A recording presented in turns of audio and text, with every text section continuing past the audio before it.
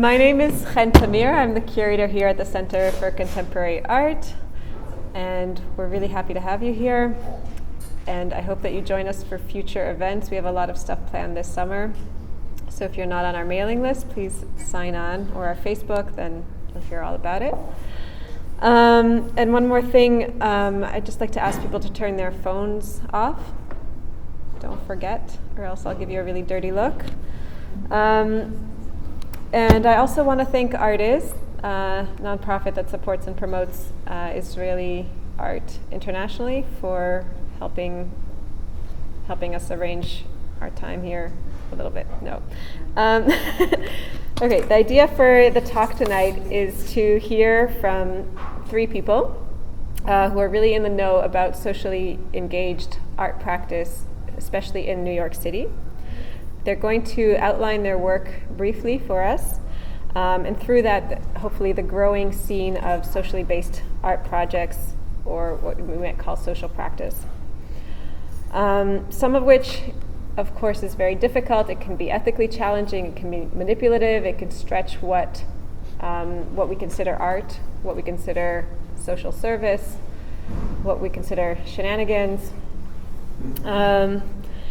So there's a lot of really rich area for discussion, so we're going to keep the presentations brief in order to be able to talk about that amongst ourselves and with you in the audience. So you're encouraged to please think of questions or discussion points.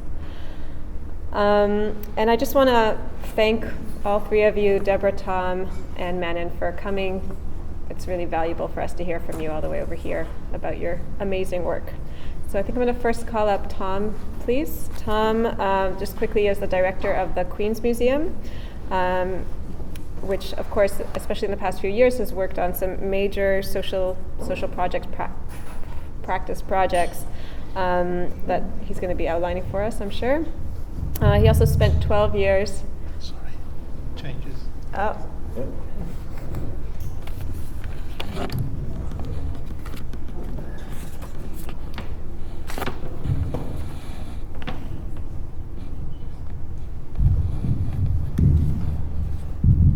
Never a dull moment here. Okay, so Tom also spent 12 years at PS1, and also is the director of the Percent for Art public art program in New York. His newest book, called What We Made, Conversations on Art and Social Cooperation, has just come out. And thank you, Tom. Thanks. All right, so I'm really happy to be here. This is my first trip to Israel, and it's really exciting.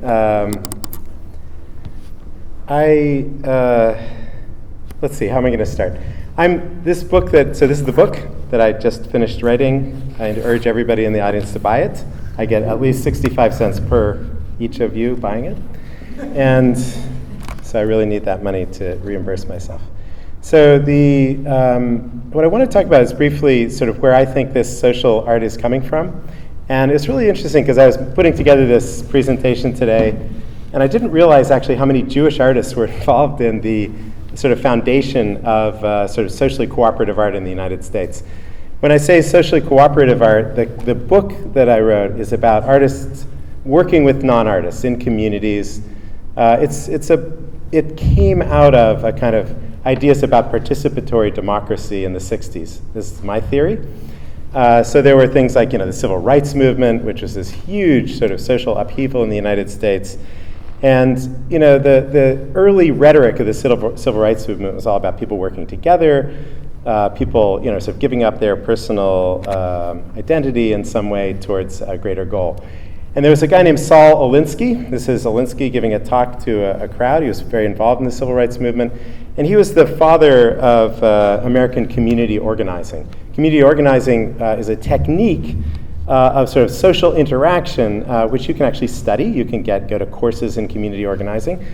And Alinsky wrote a book called Reveille for Radicals, and then another book called Rules for Radicals, obviously one of these sort of left-wing Jewish leaders in the United States. But we have a very famous community organizer who is now the president of the United States. Barack Obama got his start as a community organizer. The rhetoric in community organizing was that people would go into communities, listen carefully to what it was that communities were interested in doing, help the community crystallize their ideological goals, find campaigns within communities that are winnable, and find community voices that were going to be the powerful voices in the community. And if you look at the rhetoric in Alinsky's books, it sounds a lot like the role of the artist, the socially cooperative or socially activist artist. And I think that even though a lot of artists are not necessarily reading Saul Alinsky, I actually urge everybody in the audience, I do this for American audiences, everybody else, to go back and look at some of these founding statements of 60s radicalism, like the Port Huron Statement, which started Students for Democratic Society, Saul Alinsky's books, etc.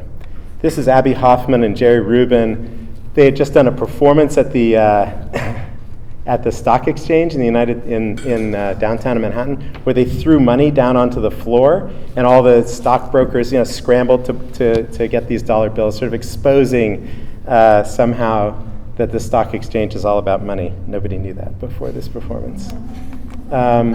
This is another artist, hugely important, Alan Capro, did a series of performances, happenings. He came out of the Fluxus movement.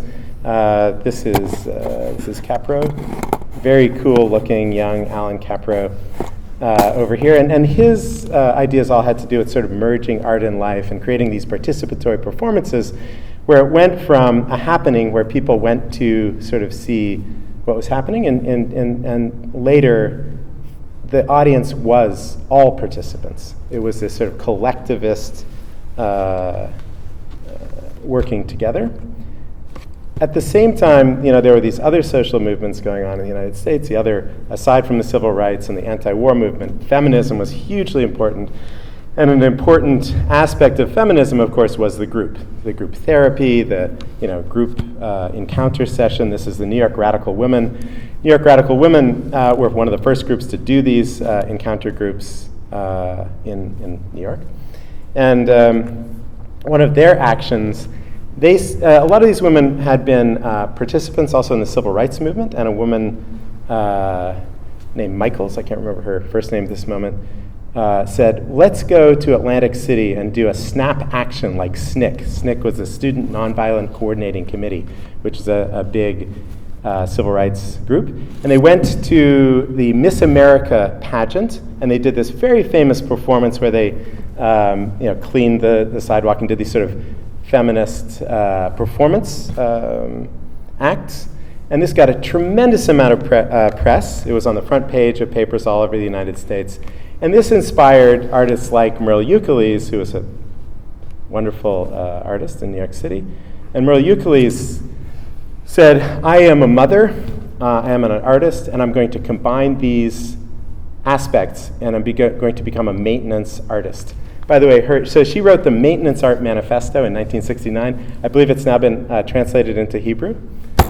Somebody told me that, I think. So Merle Euclides is one of the sort of mothers of socially cooperative or activist art in the United States, who put this kind of activist, feminist performance into a museum context. In this particular case, she is cleaning the steps at a museum in Hartford, the Wadsworth Atheneum.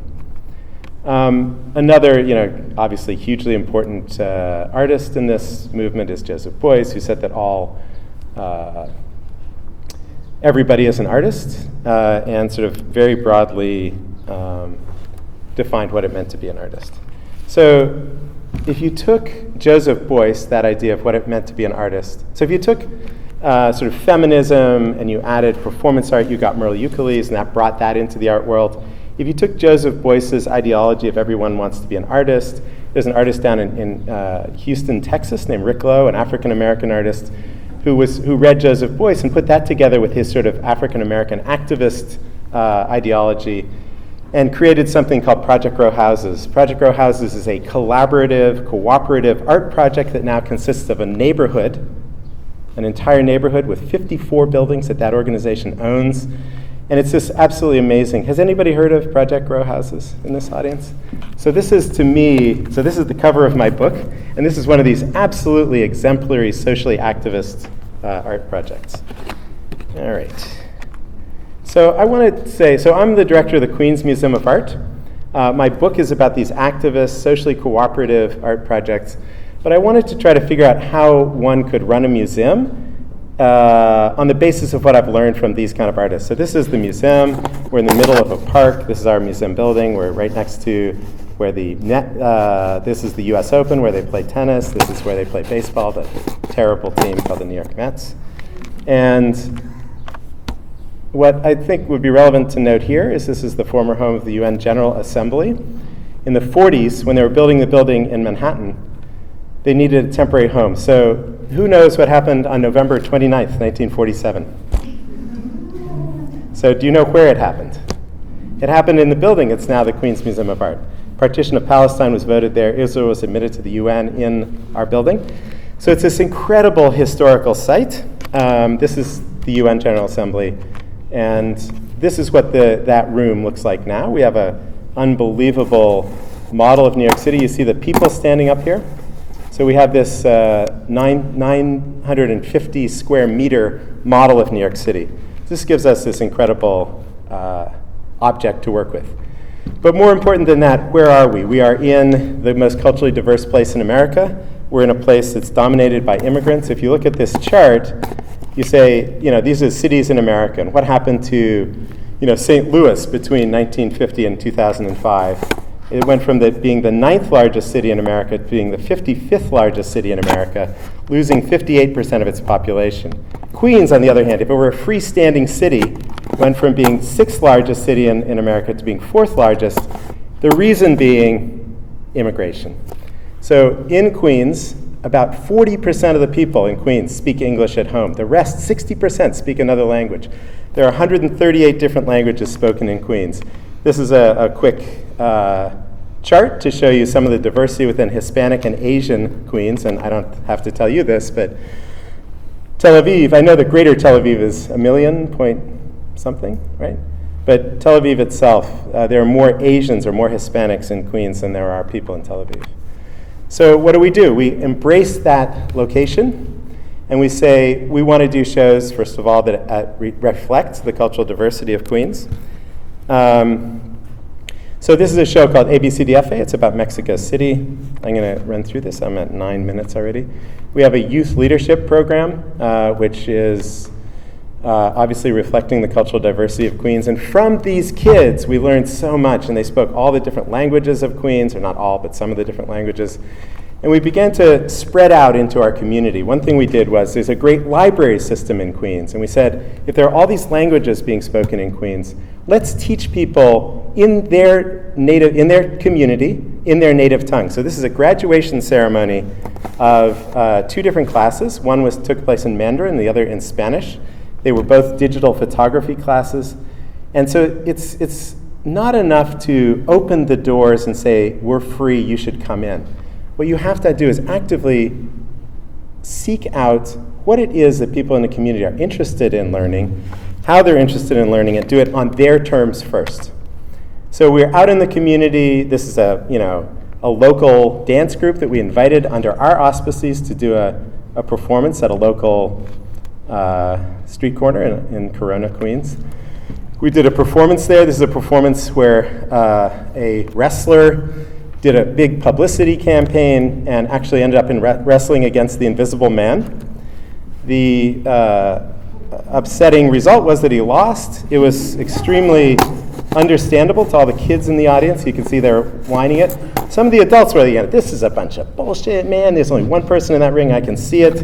And I felt kind of upset. It's like, what happens to adults? Why do adults not have this kind of imagination that kids have?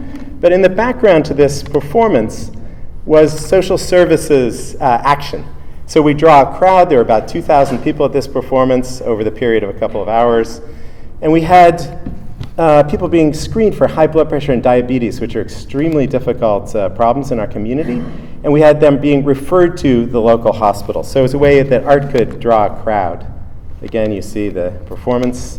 The kids are getting it. Another use of our space was oh my God, I'm going over time. I can't believe it. I'm going to just run through this quickly. We had a housing crisis, which ended up bringing down the entire world's economy at some level, right? So before the economic downfall, we did a project in which we marked every block in New York City on which there have been 3 or more foreclosures. This was a tragedy, a map of tragedy on our panorama of the city. And it turned out, of course, that the foreclosures had happened in communities of color. So if you knew New York City, you could look down on it and say, I understand that's Bedford-Stuyvesant or Jamaica, Queens. This is a place where people are having their houses foreclosed. And we did a town hall in which people are standing on the model and discussing it in front of a group of activists. And I'm going to just show one more project, which is called Immigrant Movement. So this is an art project in the form of a community center. It's by a brilliant artist from Cuba named Tania Bruguera. She's been working on it for 2.5 years. She lives upstairs. Where is this?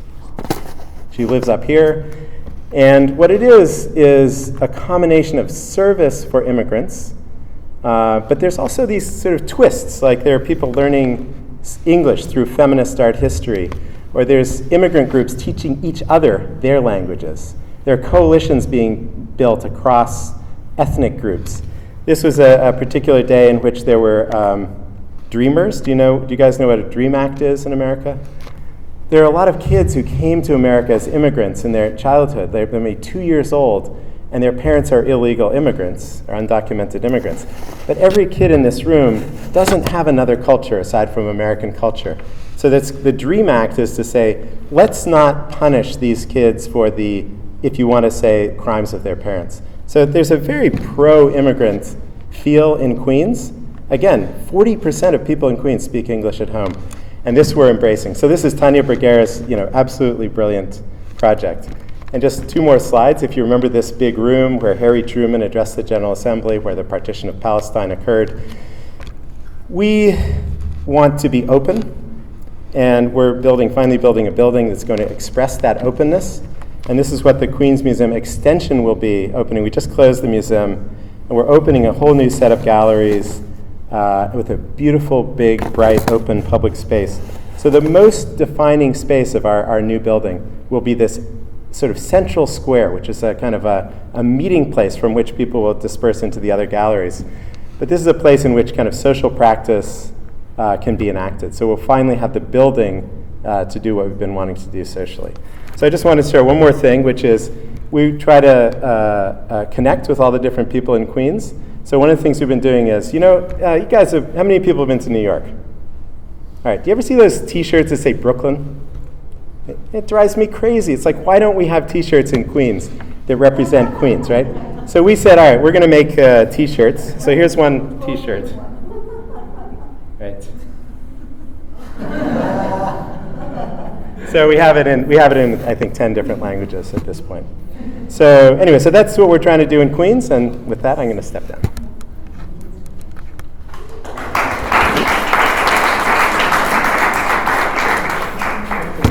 Thank you, Tom. I'd like to call up Manon Slome, who's the co-founder and chief curator of No Longer Empty, an organization that transforms commercial vacancies into professionally curated art exhibitions. She was the curator of the Chelsea Art Museum, and she did like a whole bunch of other stuff. Her bio is on our website, and it's too long right now to read it out. So thanks. Hello, I'm also, like Tom, extremely happy to be here and share the work that I do in New York with No Longer Empty. No Longer Empty is a curatorially driven initiative which takes over vacant buildings throughout the city and transforms them into site-specific exhibitions supported by extensive cultural and educational programming. We're 4 years old. We've done 14 exhibitions to date in most of the 5 boroughs of New York. Staten Island is next. And each exhibition takes both the site of the history of the site in which we are working, looking at its former history, the many uses it's been had, and also the nature of the community in which the site is located. What are the demographics of that community? How has it changed? What are the educational structures supporting it? What are the cultural organizations supporting it? And from that site and community research, the theme of the exhibition begins to emerge. And so it grows organically to relate to the site. And that site specificity is both a formal practice, but it's also a practice of accessibility. Our notion is to bring art into the heart of communities, and the site specificity is almost like an anti-colonial act. We're not just putting down any exhibition in that space. We're creating an exhibition that has particular relevance to that space and to that community. So we start with a variety of empty sites. In this particular one, it's a fairly well-finished retail space in what was a mixed-income condominium. This was a project in East Harlem. This was a project on the Lower East Side. And this, I'll go on to talk about this a little bit more. You can see how we've taken a bedroom in this old home and turned it into a very vibrant installation. This was, the exhibition was called This Side of Paradise, and this was actually where Deborah Fisher is going to be speaking for A Blade of Grass, and this was a project that was actually funded by A Blade of Grass, and it was taking an old home, the Andrew Freeman home, which was built in the 20s as a retirement home for formerly wealthy people. The very eccentric Andrew Freeman, in an act very much supportive of his class, believed that the sensibilities of the rich should not be trampled upon by the indignities of poverty. And so he built this Italian-style mansion, which is a city block long, 3 floors, some 200 rooms, replete with white-glove dinner service, social committees, wood-paneled libraries, etc. And there was an admission process that you had to be over 60 and prove that you've had formerly wealth. It was abandoned in the 60s, and we took it over and created a show that was called This Side of Paradise. And going back to the notion of community responsive, it was built on the Grand Concourse, which in the early 20s, when the immigrants that had come into the Lower East Side was leaving that area in search of a sort of better life. The Grand Concourse, built like a Parisian boulevard, was in many ways a boulevard of dreams for these newly rich former immigrants. And the home typified that upward mobility and preservation of a former lifestyle. Each of the bedrooms was transformed according to the I'm sorry, getting a little incoherent. Let me go back. So what we do at the beginning is we share this research with the artists, this research about the space, the research about the community, and really allow them to get to know the space. What it does is create a fantastic opportunity for artists to respond to the site. In this particular case, they rummaged through the home. They found artifacts, old passports that were often from immigrants who had managed to get out of Europe into the States. Old musicians, there were many typewriters, and all these wonderful things the artists turned into parts of their art. And this is an installation by Justin Lada, and it referenced his biography where his parents, what he called, pissed away his fortune and left nothing to him. This installation in another of the bedrooms by a group of street artists called Howe and Nossum referenced the hip-hop aspect of the Bronx, where hip-hop music was born, and they turned this bedroom into a sound, into like a recording studio. Again, this references the history. It's Linda Cunningham looking at Milton's Paradise Lost, images of the Bronx through its history, and it was like a book that you went in and out, referencing both the history of the home, the Grand Concourse, and the references from Milton. This is a wonderful piece made by an artist called Jose Parla. One of the things about the home was that it was known to have fabulous furniture and upholstery and rugs, and Jose Parla created this rug out of all the remnants that would have been relevant to the people, the former residents' lives: keys for the homes that they left behind, rakes for the gardening committee, china for the crockery they used, and of course, as they became older and infirm, the crutches. This is an installation from a factory that we went into in Brooklyn. It was a former belt factory, and again an example of working outside the box, these fantastic opportunities that these spaces give to artists. This Giuseppe Stamponi created, it was 3 floors, and in this former elevator shaft, he created Heaven, Hell, and Purgatory. And what you see are the lines of from Dante's Inferno. And you went through the 3 stories. The elevator was transformed into Sharon's Bark with beautiful cello music and phenomenal kind of epic work that was being able to create in this very non-conventional site.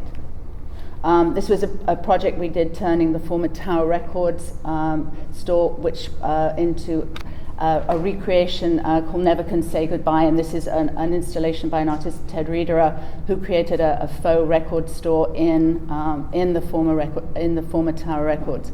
And this was a real turning point for No Longer Empty. I think this was about our 4th show, and Tower Records had been a very iconic place where hundreds of both tourists and students gathered in the space, and when it was lost, a whole part of their history was lost. And just like in the Andrew Freeman home, people said they'd walked past that home for 35 years and had never had access to it, and the exhibition sort of reclaimed that space. In a way, this was a very nostalgic exhibition for many of the people who came, and they reminisced about sort of the evenings they'd spent in Tower Records, and even some of the artists created work from records they'd bought there. And this was also a show where we began some of our public programming. We had 14 concerts in the store because Tower Records used to have in-store concerts, and so we recreated some of that. This is a Governor's Island, Adam Sionovic creating the Fields of Normandy. It was one of the places that the troops left America to go out to Normandy, and he's creating the poppy fields of Normandy, and then in the back, photographs of the actual devastation of the trenches. This is a piece of an artist working in the community, Mel Chen, again back in the Bronx. He created a piece called Straight Off the Streets, Messages from the Streets of the Bronx to President Obama. And we spent 5 days filming, asking people messages for President Obama.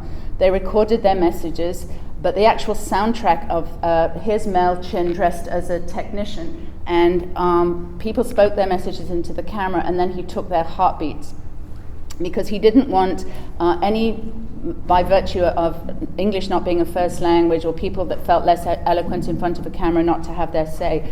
So it was a really powerful soundtrack. He took their heartbeat, and what you heard when the film was shown was boom, boom, boom, boom, the kind of heartbeat that unites us all. And then their message to President Obama was ticker taped across the screen. And then on the opening, we had all the people who'd spoken in the film were invited to, and we did a premiere, and then sent the disc itself to the president. Whether he received it or listened to it or not, we're not sure. But it was very, very moving. The people really, this was a former veteran speaking about the lack of benefits and his difficulty medically, and it was some very sad stories, and girls broke into tears, sort of saying they'd done all their part by trying to get educated and couldn't even get a job at McDonald's. So it turned into a very poignant history of the Bronx and the streets of the Bronx. Another really powerful work of an artist going into the community. This is Melanie Crean. And she worked with one of the agencies across the road from the Andrew Freeman home, Bronx Housing Works. And she spent several months working with the young girls. And she worked around a game called Once Upon a Time, which is a fairy tale card games of people, places, and things in fairy tales. But of course, the stories of white German princesses had very little relevance to these girls. So over the course of 3 months, she worked with them, creating their own Bronx decks of cards about people, places, and things in their lives. And then from this game, and 3 narratives were taken out. And they then collaborated with an organization called Theatre of the Oppressed, which is an amazing organization. They take problems in the communities, they act out these certain situations, and then it's an interactive theatre where members of the audience are invited to give their own potential responses to challenges that are enacted in the play. And it's not a kind of wishful thinking, in this particular play, there was a lot of domestic violence being enacted, and it wasn't kind of wishful thinking. I'd tell my dad not to hit my mum anymore, and it won't happen. You really had to come up with ways that the kids could deal with some of the problems at home, at school, and if the audience liked that idea, you got up and you acted it, and then you discussed whether that had been a useful solution or a workable solution. And it really gave the kids some fantastic tools to sort of cope with some of those issues. And there were many school teachers in the audience, and this particular project was then taken into the curriculum of one of the local schools. Cultural programming is very essential, both from a point of view of making our exhibitions cross-disciplinary and reaching out to various aspects of the community. Because as much research as we do in a short time, we can never have the deep roots that a community organization has. So by collaborating with them, not only do we get to widely different audiences, but we bring people into the exhibition experience in very many different ways. So we on the top left you see there's a poetry rap, concerts, dancers responding to the artwork, a healthy empanada workshop. So through these various collaborations, we both reach wide segments of a given community, and also are able to give some of these organizations spaces to enact new work. And so we get these very, very dynamic collaborations. And in the Bronx particularly, this worked really well for us, because in the Bronx there's two things we find out. One, that the Bronx is a very large area that's very poorly served by public transportation. So by reaching out and collaborating with the various organizations and offering them a space in the exhibition, they brought their various communities with them and their various audiences, but also fantastic new work was developed.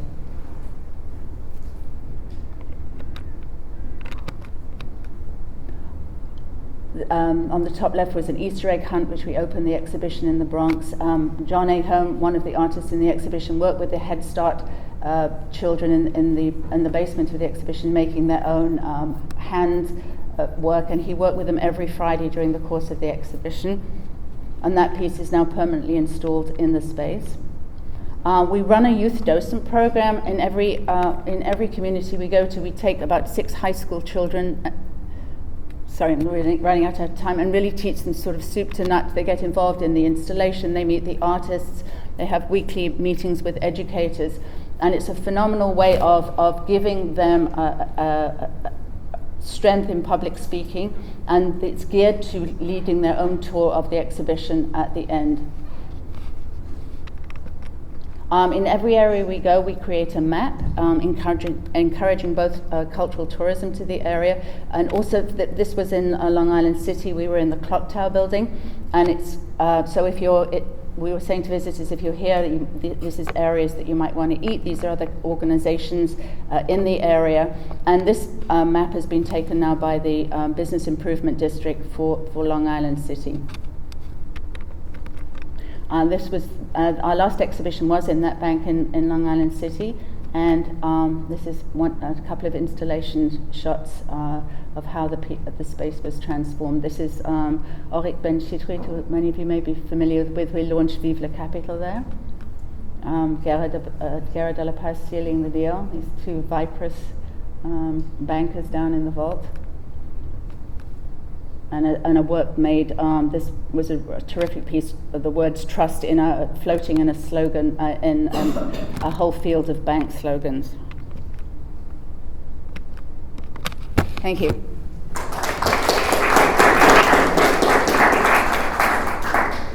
Deborah is next. Just a few words about her. She's the founding director of A Blade of Grass, which is a funding nonprofit organization in New York that focuses exclusively on socially engaged art. Deborah is an artist, she's an entrepreneur, she's worked as an advisor and collections manager for Shelley and Don Rubin. So she's also the co-founder of Urban Farm Syndicate, a social enterprise that partners with developers to farm vacant lots in New York City. And Deborah's art project questions the relationship between what we call nature and the built environment. and focuses primarily on public projects. Her most recent action is called Bed-Stuy Meadow, and more than 100 volunteers planted wildflower seeds on every square inch of vacant lot in Bed-Stuy. Thank you, Deborah. Thanks. Thanks, Hen. Sure. Excuse me. Like Manon and Tom, I'm thrilled to be here. It is also my first trip to Israel. Is this loud enough? Yeah, you can hear me? Okay. And I'm also really, whoa, we're not ready for that. I'm also excited to have, a lot of A Blade of Grass family here tonight. The founder of A Blade of Grass, Shelley Rubin, is here. Manon Slome, No Longer Empty, was our very first grantee. Chen, you were one of our very first advisors. And Tom, you're another fellow board member with Shelley. So I just feel like I'm at home. A Blade of Grass nurtures socially engaged art, right? So I'm completely inspired by the work that Tom and Manon do, and my job is to make more of it happen in the world by making sure it's paid for. So this is our mission.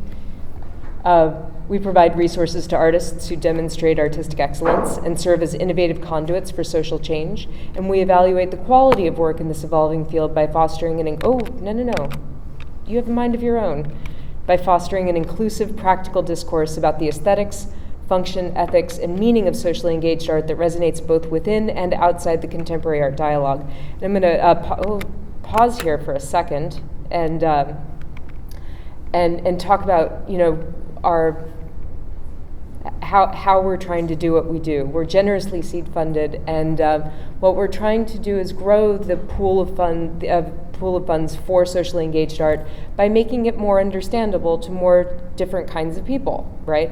There's an interesting paradox at work with socially engaged art. It's easy to understand because it happens out in communities with real people and using techniques such as community organizing, right? But on the other hand, the dialogue around it is incredibly highfalutin sometimes. And not only that, it can be very difficult to see. Sometimes the work doesn't ever manifest as an object or a discrete outcome, right? So what we're trying to do at A Blade of Grass is really wrap our minds around these difficulties of funding a project that is hard to see and hard to measure, right? And we're trying to fund within a larger context, right? We've organized this around 3 verbs: apply, attend, discuss. So what we do is we give active grants, right, in a larger context with programming and web content so that we can grow the understanding as well and the community around socially engaged art. So in order to do that, we don't support all of socially engaged art. We've narrowed our focus considerably.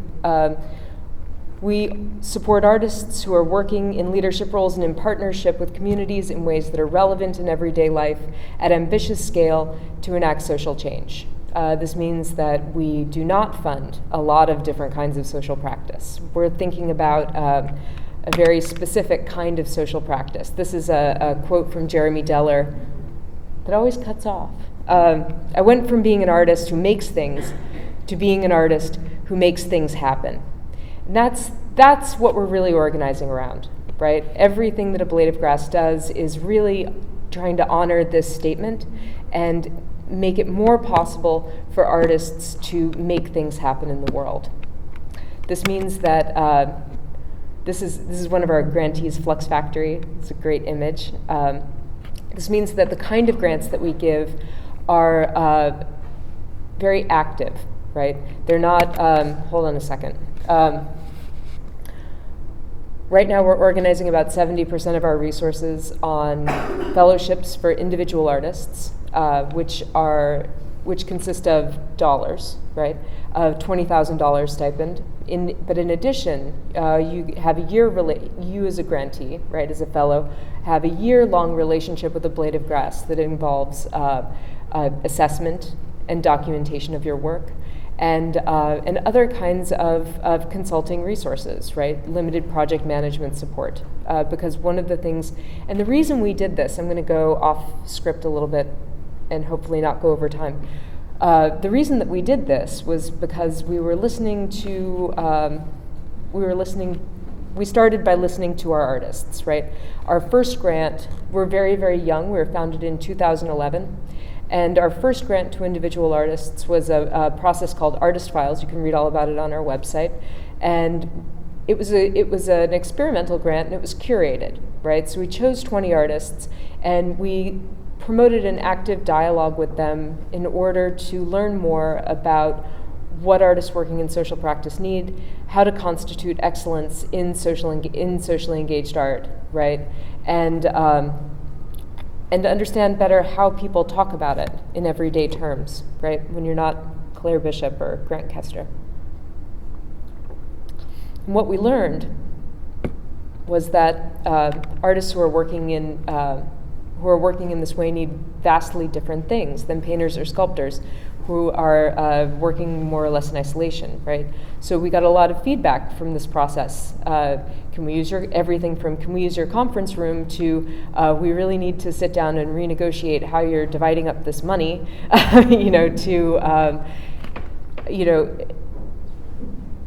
to questions about how to get projects funded, how to get contacts in the city, all kinds of things, right? When artists are working out in the world, they need friends out in the world. Again, we're a very young organization, and increasingly, though, we're finding that our grantees are really telling our story, right? These are just a few. This is not an inclusive list. Center for Artistic Activism was again one of our very first grants. We are funding a publication that they're writing about creative activism called How to Win. And basically, what this book does is it leverages workshops that Steve Lambert and Steve Duncombe, the Steves, have been doing for some time, in which they bring art ideas to non-artists and non-art ideas to artists and art ideas to non-artists, right? So they're trying to bridge the gap and make everybody a little more creative and a little more effective in their own activism. Housing is a Human Right was one of our first Artist Files grantees. This is a collective made up of two members, Rachel Falcone and Michael Primo. And Housing is a Human Right basically works in a number of forms to harness storytelling, right, to tell the story of home in order to create very effective activism about foreclosure and Hurricane Sandy and other issues related to home. The Laundromat Project is a very new grantee of ours. This is a really phenomenal nonprofit working in New York City. It started as an art project by founder Risa Wilson. And what Laundromat Project does is they go into laundromats, right, and they find there a captive audience, people who are doing their laundry and have time. And they teach artists. This is what we're funding. Is they teach artists how to work in a space like that, in which you really have to generate a lot of buy-in. You can't just go in and tell people what to do, right? So you wind up creating relationships. Last example, Center for Urban Pedagogy, or CUP. We're thrilled to be working with CUP, another new grantee. It's called Making Policy Public.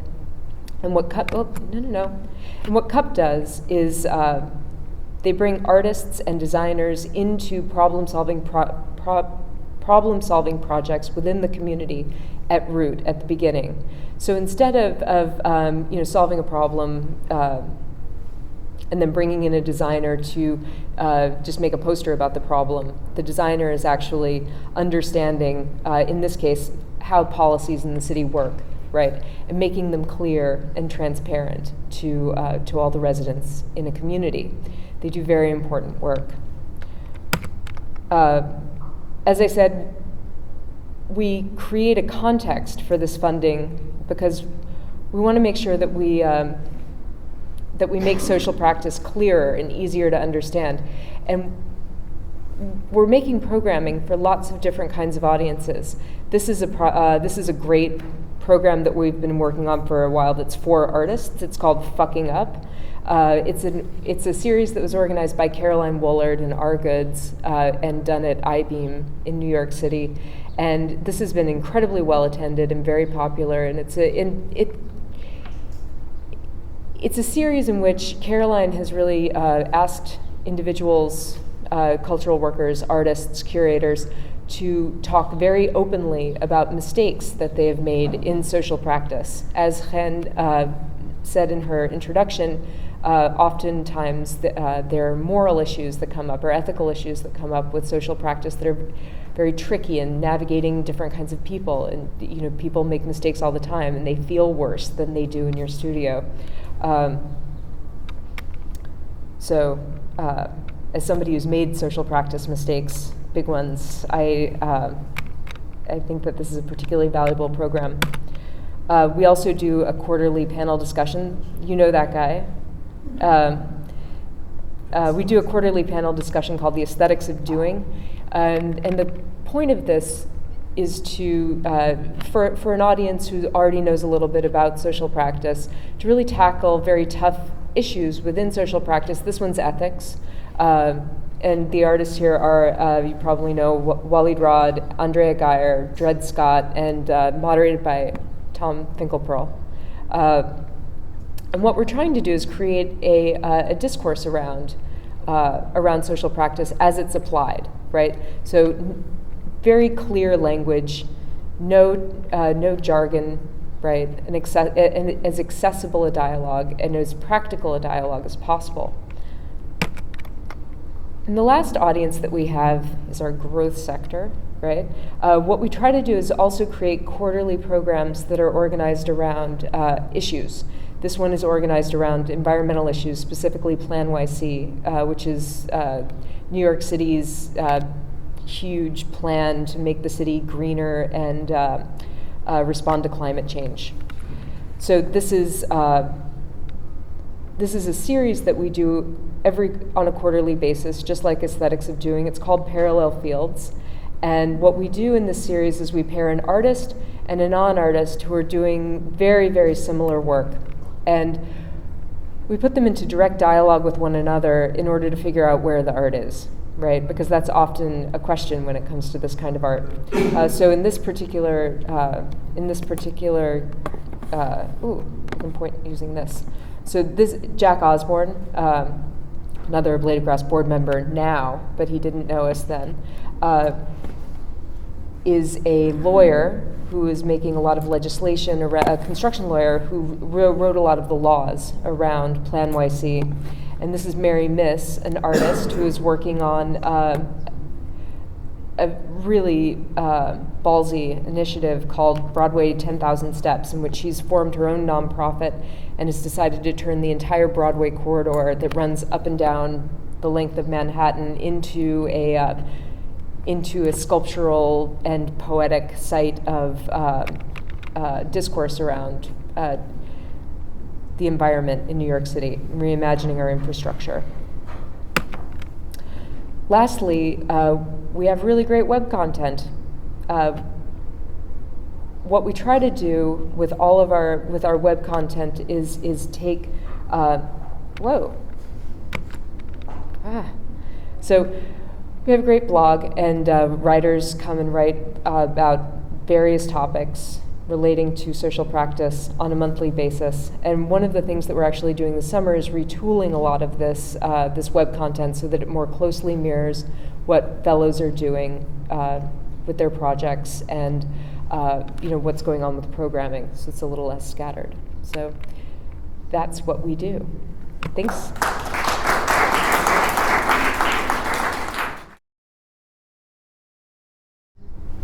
The field of art and the international arms trade are the two largest, only two real unregulated markets in the world, or fields in the world. Everything else has kind of an index or that's regulated by rules and systems in place that make it objective. Whereas in the art world, all the value that we give something is agreed upon by social contracts. we decide what something is worth to us, sort of, and we pay it or we don't pay it. We kind of make the rules of this semi-professionalized field where you can get degrees, you don't really need to have degrees, and things work. Kind of who you know, and all these kind of very fluid structures. And I think that gives the realm of art a huge amount of, or that's basically testament to the flexibility that art has. And what I feel like is happening in lots of other fields is tighter and tighter regulation of what you can do and what you can accomplish, while the field of art is becoming more and more elastic and can encompass projects that you can't do in business because they're not going to make money. You can't do in academia because you're going to lose your tenure, or your status as a professor. And you can't do them in any other field that doesn't service or that doesn't have room for experimentation, and importantly also for failure. Anyway, that's how I kind of look at how social practice has expanded into the field of art and can become so elastic, and why this is called art even. What do you say to people who look at your projects and say, this is really awesome and great, but this is not art, and there's no room for it here? Who wants to start? We had this discussion a lot.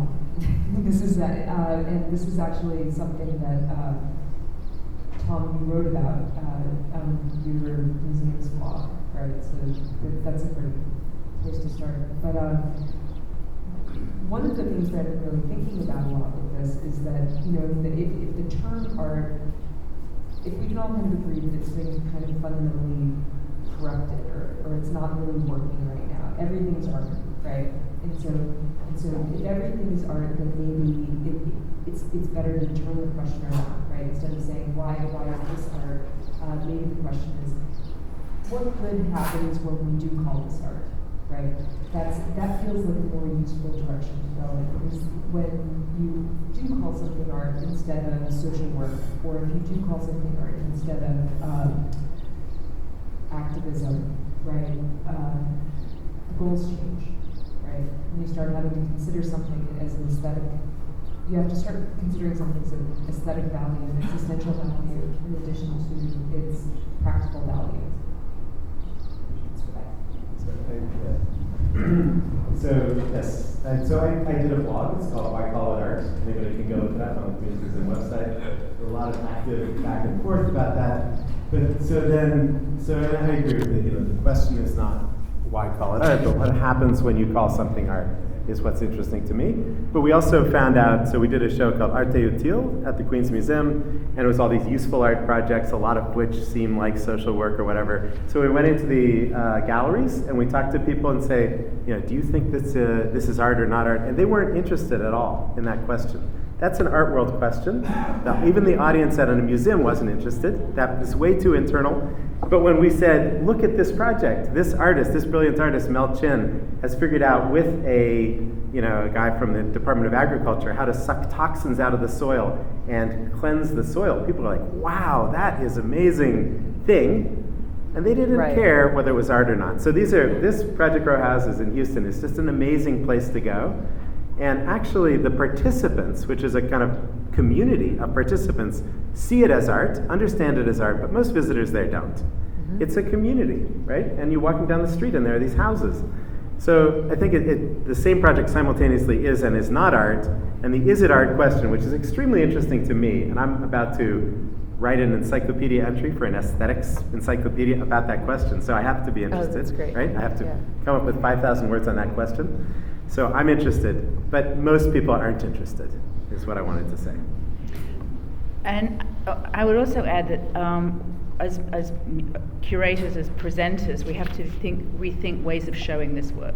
Yeah. Because Claire Bishop talks about first and second audiences for the work. So audiences that might be at these row houses can become very involved in the experience. But if you don't have the luxury or the geographical ability to be there, and then all you have is secondary documentation of the work, then it becomes a whole other thing, because it can often be a lot of writing and a lot of documentation that isn't very aesthetically interesting. And then it creates another kind of elitism, because you have to be sort of invested in the kind of discourse that's going on. You have to have the patience, the time, and everything to read. So it doesn't necessarily allow for an aesthetic pleasure that I think there are certain expectations in the presentation of an exhibition that it would have. So I think both artists and presenters need to grapple somewhat with how this kind of work can go beyond its direct participatory audience. I have something to say to that.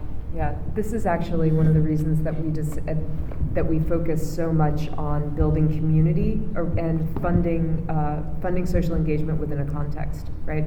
And that was a very practical decision, right? Because one of the things, as a very new organization who's trying to get a lot of steam going around this idea of funding socially engaged art, right? There are two ways to get people galvanized around that. And personally, I found myself heading down, kind of a dead end, right, of giving people a lot of homework, right, because how do you experience this work? It's happening somewhere else, right? And so when you give people documentation of it, you always what you wind up giving people is pictures of people you don't know doing things that you don't understand, right? It's completely inscrutable. So you wind up having to tell. What? There's a lot of pictures like that in my book. Yeah, there are. That's true. I actually referred to one yesterday. I was like, look, this is Wendy Ewald's project. Yeah. So the and what we found basically with A Blade of Grass is that there are certain projects. The reason that we have the stake that we do, and the reason that we fund projects in a very active way, really grew out of a lot of what excites at my leadership, right? This was a really, really serious question. What transformed the conversation? What changed it from homework, right, about something that's inscrutable, that takes a lot of reading, that's very elusive, that you're never going to see in your head, right, to something that is exciting and that you can really wrap your mind around very quickly, and that you can, as somebody who's walking into it, you can say like, oh, I can help that project, right? That's one of the things that we're really looking for as we fund projects. That's why we care about this whole leadership stake. So one of the things that kind of drive me crazy about that also, so a lot of these projects take place in marginalized communities. Mm-hmm. So it's like in Corona, Queens, or it's in the Bed-Stuy, Harlem. Bed-Stuy, or the Fourth Ward in Houston, Texas, where this takes place. And so I hear a lot of complaining from elite audiences, like, I can't get there. It's like, well, you can get there. You don't want to. But you haven't gotten there yet. And so there's this other side to it, which is feeling that elite audiences are not used to being excluded from something. We're the ones who get to do it, and everybody else gets to watch, right? So if there's a lot of pictures of those things that happened when you weren't there, that's fine with me. That's actually one of the things that this kind of projects are about. But can I ask a question to the audience? May I ask them? You're the boss, man. Yeah, please. Okay. Of course. So this is very personal. So first of all, do you guys feel that this discourse is on the front burner in Israel? This sort of discourse about socially engaged art, is this something that's of interest to the mainstream of the art world, or is still peripheral? That's it. Yeah. What? Yes, in the back, maybe. Or you? Just generally speaking. Yes. No. Whatever. Yes. I will start. I guess I want to respond in a one-liner to the other question. Is a lot of people asking what is art rather than what art does. Yeah. That answer a lot of the question and make a lot of things clearer and easier. Yeah, I agree with that. I think there's a big global movement into participatory culture that got a big spun through Occupy Wall Street and the whole Occupy around the world and what happened. And also with a lot of different phenomena that bring the internet and bring online and involve online and offline. And a lot of artists also understand that, hey, where the fine art world became, became also a big stock market, you also need, and also there's a demand from the audience. We want to understand, we like it, but what is the process, who is the artist, and this is a question back to you, bring back the goal for you. What I want to ask is, how do you see East Coast versus West Coast, the phenomenon of Burning Man? And I'm one of the original representative of Burning Man in Israel. There are 4. Oh, really? And yeah, Israel Burning Man is on Burning Man Israel. Be burned. How do you see the Burning Man phenomenon from a social perspective, participatory, also financing or resources, into the, and also the connection within the final floor? Did you want to also comment? Yeah, I wanted to nice and loud.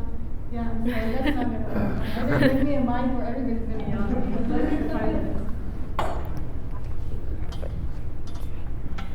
I'm challenged, audibly challenged.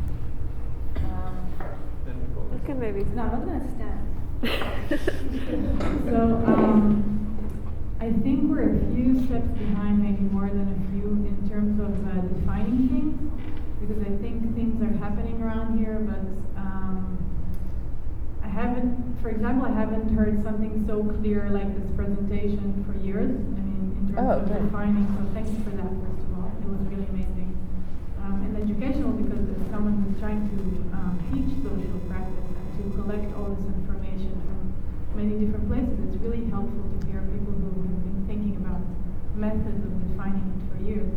And a few of the things you were saying about how you try to connect artists with non-artists and with community organizations who work outside the art field, and some of the things you were talking about, Tom, I think these are things that are still not happening here. I think amazing things are happening in social practice in the art world, but sometimes they're sort of secluded and they have their own audience, and other amazing things are happening in activism, but they're not really connecting to the art world. So I think this is something that we can think about how to learn from.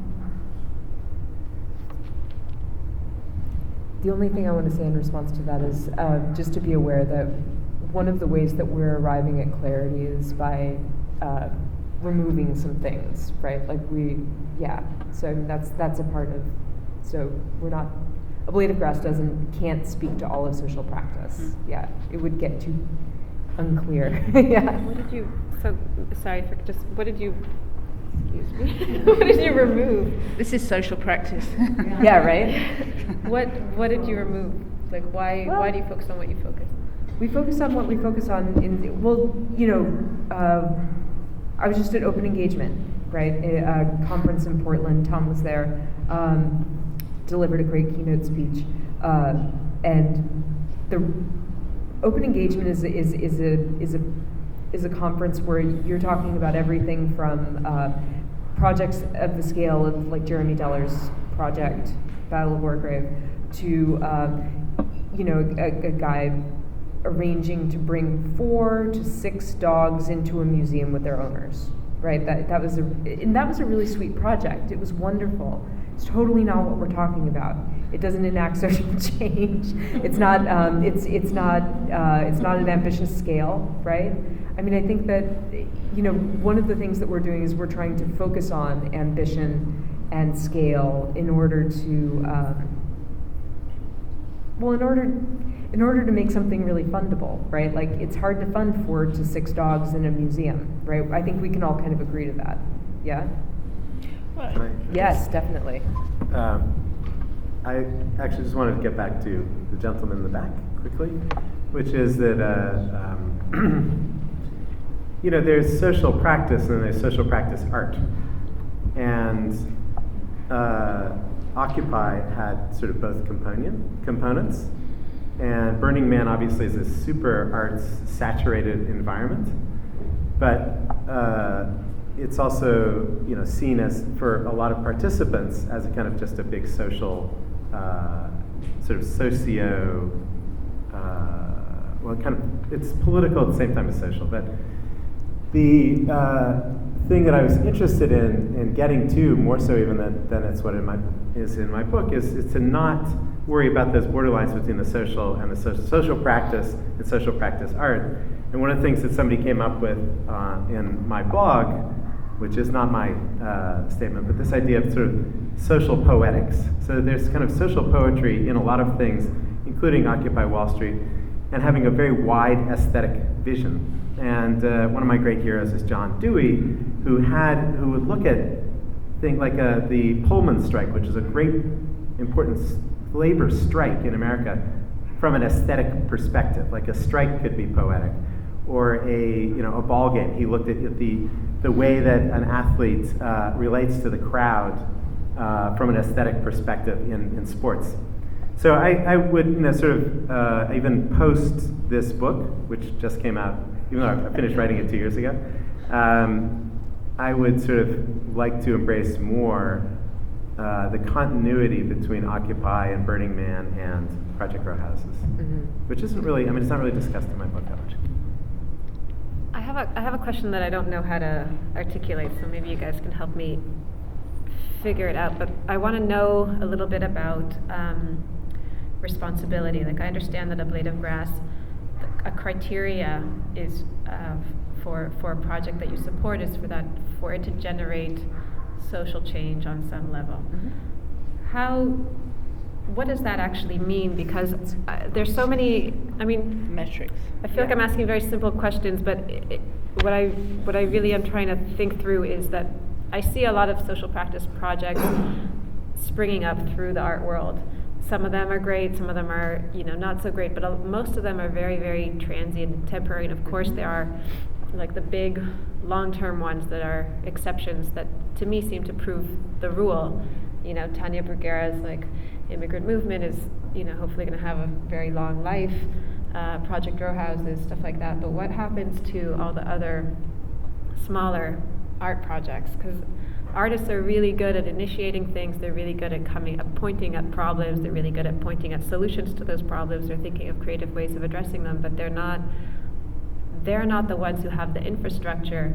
Doesn't matter who's funding them to carry out these things, to have responsibility for blah blah blah, whatever community that they're addressing. Like if there's art for troubled children, and you can come up with a great project, but that artist is not going to stick around for 20 years until those kids grow up, or name all the other great things that artists come up with. So you're asking a question of legacy in a way for these projects. Well, sustainability. Legacy is one criteria of success for it, but I don't think that the art world has the infrastructure to take responsibility for these projects. The institutions do. Yeah. Some institutions do. No, I think it's a matter of priorities. So we actually have more art therapists on our staff at the Queens Museum than we have curators.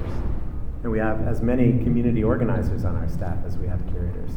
And it's a priority, at the institution. And to build a framework or build a foundation for social engagement, that artists could come in and work for one day, but we've already been working in that community for 7 years, in that corner of that part of the community. And I really think it's up to institutions and funding agencies. And you're doing it, and it's not, I don't want to put all the burden on the artists, because I think artists are incredible imaginers of social as well as as well as visual phenomena, and they can be, I don't want to say instrumentalized, but I actually don't think that I'm against that idea of instrumentalization. By the way, that's a curse word, right, in the arts, but I'm not.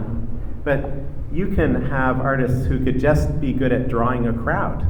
Yeah. And that's good enough if you have your community organizers in your hospital ready to take blood pressure tests for people with high blood pressure who don't know it. So there could be a social good that's measurable in relationship to public health from an artist who's not a social artist. Yeah. But I think, so I'm putting a burden on institutions. Yeah, and I would think agree the with that. failure isn't artists, I think the failure is institutions. I think that the word that you're looking for is movement, that something is continuous. You can look at the lecture about improv everywhere, that's active in New York, if they create the movement. It's kind of meaningless, but you can look at the process of what they have done. And there's another good talk on TED about movement. Whenever you cut the core, there's roots all around, and you don't need the core anymore. Hey, I have another question. This is actually even more personal. Yeah. You No, go. no, no, you do that, and then Okay. I'll respond. Hey, so who here knows the work of Merle Euclides? Merle Euclides. It's the lady who was washing the street, the steps. There's like 5 people in the audience, 6, yeah. Okay. Because I have this fantasy to bring her. She's really the hero for me of this entire movement. I think she should have a show in Her Tel Aviv. daughter lives in Tel Aviv. Yes, She she's got lives here all the 7 time. grandchildren living here. She lives here 1/3 of the year, and she's a superstar in this field in America. And 3/4 or 4/5 of this audience have never heard of her. So I have to. This is one of my missions from this trip to Israel, is to come back sometime. Merle was just here for 1 month ago, but when she's here, she's mostly a grandmother. That's what she's doing with her 7 grandchildren. So, Sergio, are you up to the task? You've got yourself a space. No, but I would back. I want to do it at the Tel Aviv. No, you don't. You do not want to do it at the Tel Aviv. I do want the largest possible audience. Go ahead. This is No, I would complete just. fantasy. There are more stairs to wash up. Yes, on the front Actually, stairs. she can wash those walls that we saw today. There's some crazy walls to wash. Yeah. Yes. I was just going to back up what Tom said. I really do think it's the institutions and organizations to create those links, those continuities between various communities, the schools, the health workers, the social workers, and to create the infrastructure in which the artists can work. Yeah, I want to flesh that out even a little bit more and completely agree with both of you. I mean, I think that one of the existing trends, right, is artists have a tendency to take on everything themselves, right? Take on debt, take on shipping everything, take on, just take it all on, right? And Not by choice. No, not by choice. But I mean, I think that with this kind of work in particular, because it does. Because it has different goals, and because because it is, you're working actively in communities with other people, right? I mean, it's a real opportunity to look at that model in which the artist is this kind of lone operator and is the only person taking on any risk, right? Just to back up, both Manon's work building community and keeping communities, sustaining community for the duration of her shows is really important. And almost every time you do a show, you wind up leaving something that's useful for the existing community that they take on, like that map, for example. The map, the school project, exactly. The Bronx Arts Alliance. Right. Yeah. So that's really interesting to me. Another grantee of ours, More Art, in New York City, has a structure that's somewhat similar to No Longer Empty. They create very, very deep relationships within Chelsea, right? So they're another organization in which a really high-profile artist like Javier Simmons or Joan Jonas or Pablo Helguera can kind of drop in and utilize, right, these relationships that More Art's been building and will maintain even after the project is done, right? And I don't think that artists should be responsible for that at all, right? And I think that it's an opportunity to reframe what an artist is and what their role is, and that's very interesting to me. Just want to let people Yeah. ask some questions. Yes. Yeah. So I want to ask, how do the relation of this kind of social practices to the role of the government of the state? In a way, I mean, you kind of come in a place where the social services have been privatized, or where these people have been abandoned, by center organization of the government, and so as institutions, you kind of fill in the gap. And I'm wondering, is this active in any way, or do we really support this kind of process of privatization? And how do you see a role in that? Sorry, I just want to say that's exactly what I was trying to ask, because in terms of the infrastructure, I think a blade of grass is an exception to that. I actually have never seen a case where the government has said, oh, something, immigrant services are being taken care of by the Queen's Museum. Let's do less of it. It's not what happens. What happens is, in these cases where you're bringing this to the fore, it shows the government that this can be done in this community, and it's either nothing happens at the governmental level or more happens. Right. I actually would challenge you, and I've never seen it in America, and I've been involved in scores of social projects where the government has further given up their responsibilities. So in the case of the projects we were doing, for example, the project where we were getting high blood pressure and diabetes taken, that was a proto-governmental agency, healthcare agency, and we're referring them to a public hospital who is our partner. This is a public New York City hospital, which is a hospital for the lower income community. And they activated programs that they hadn't activated in the past. So I actually don't think that I've heard that criticism before. In fact, I don't know if you guys read Claire Bishop, but that is one of her criticisms. I just don't think it takes place in reality. And I'd like to hear about it if anybody has one example of that ever having happened. But I also have to say that after Sandy, there was Occupy Rockaway, right? So Rockaway was devastated by Sandy. All the hipsters came in, they had this unbelievable energy, hundreds of volunteers. In fact, some days thousands of volunteers showed up. But you know who cleaned up Rockaway? It was the government. Because what happened is after the people, they would drive around on their bikes and they would have a shovel in the back and they would shovel out. Government showed up, Sanitation Department of New York City, with $500,000 trucks, one next to the other, and they would do the work that thousands of people did in a day in hours. So there is this, this sort of symbolic representation of action. And I think Occupy did a lot of amazing stuff in terms of changing the dialogue around taxes in America. But in terms of there are things that government has to do. And one of the things that art projects or something like Occupy can do is get them to do it. But I've never seen government not do it because art project was wanting to do it. Yeah. Manon, I feel like, okay. I was at this breakfast, right? Just to further break out this point, it was a funders breakfast for, and it was talking about the criminal justice system and kids who are court involved in New York City, right, in Brownsville, and the effect that the social practice project has on these kids if they get to stay engaged in this, in the social practice project that involves, making murals, right? But it's not really about making murals as much as it's about working together, right? So, and one of the things that the corrections officer and the probation officer who's working out in the community, and there was an amazing participatory action researcher, a sociologist named Michelle Fine, who's working at. Do you know her work? No. Oh, anyway, but but one of the things that everybody was kind of organizing around is this idea that the art doesn't fix anything. What it does is it turns an anesthetic experience of being institutionalized into a more aesthetic experience, right?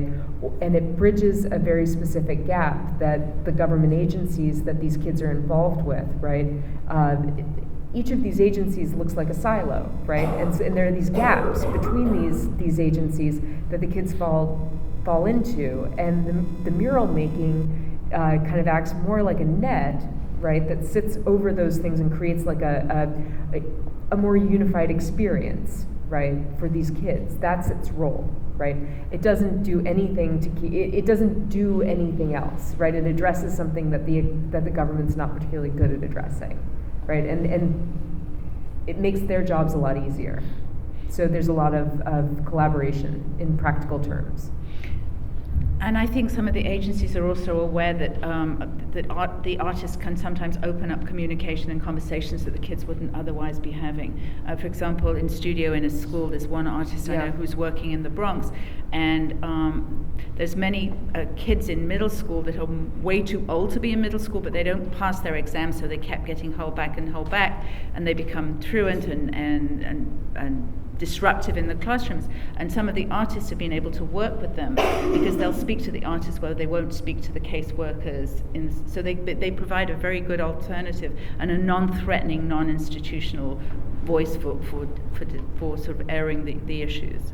And that's just, if the question is what happens when you call it art, sometimes, like, there was a great project at a mental hospital for years in Queens called, I can't remember what it's called, the Living Museum. And I talked to therapists at that mental hospital, and they said there's an extremely high therapeutic value in not calling this therapy. So the identity of the people entering into that project, when they entered, these are institutionalized mental patients. But when they walked into this space, they were artists. They were no longer mental patients, and that was extremely, from professional psychologists, they said this has a huge value. When you called it art, the same thing that they could be doing if you called it therapy. Right. I would try to say something very cautious because you asked earlier about our local scene. And sometimes I feel here that there are more curators that are interested in this practice than artists. And, I want So who's your artist here? opinion about it. That's from you guys have to answer that question. I can throw out one guess about that. But are there artists here? May I add? Yeah. That's an Israeli question. She's a curator. Yeah, I want to ask because, I mean, my opinion, and it's something that people that work with like Maya or Ken know it, and I'm sure that some people in the audience are not going to agree, is that I see in the last years a lot of interest from side of institutions of working with social art, but we are not finding any artists interested in working with social art, or they are interested by the lack, the experience and the know-how. In my view, it's because we lack here in Israel the conceptual roots of social practice. You know, in the 80s, You have different roots. You have a Yeah. socialist past and a socialist present. Yeah, but I'm talking about art. You know, we had a very, very interesting here in Israel, a very interesting stage in the 70s, very conceptual, that could have led into social practice as well, very politically engaged. But in the 80s, everybody just closed the door in the studio and they went to paint, and so this gap that we didn't really manage to close it here in Israel. So there are lots of curators interested in doing work. There are institutions that are completely focused on social practice, like the Digital Art Lab in Cologne, which you know. Yeah, we're going there tomorrow. And then, but then the art is always like, what? You know, so I think. Well, there's a So like she said, lots of curators and institutions. We don't have any artists that are really. We should send some. We'll send some. We've got to, because we don't have the curators. We need the curators. You need the artists will be exchanged. No, I mean, my view, I always say that either you have a vessel or you have a content. You know, if you have some content, somebody's going to bring the vessel. On the other hand, if you are going to keep building containers, it's going to be filled somehow. Hila, do you want to just fill that in? Sorry. It's agreed. And I'm working in the Finkelpearl Museum of Art, and I feel that there's a real gap between the exhibitions that are very artistic and in our education department. The artists work in this education department and engaging all kinds of projects, social projects for unique population or and so the museum is doing both. The institution taking responsibility on the local community, but the exhibition are still for the art world. And but as a curator, independent curator, also on an institution curator, I feel that sometimes I want more than in this department. Most of the artists.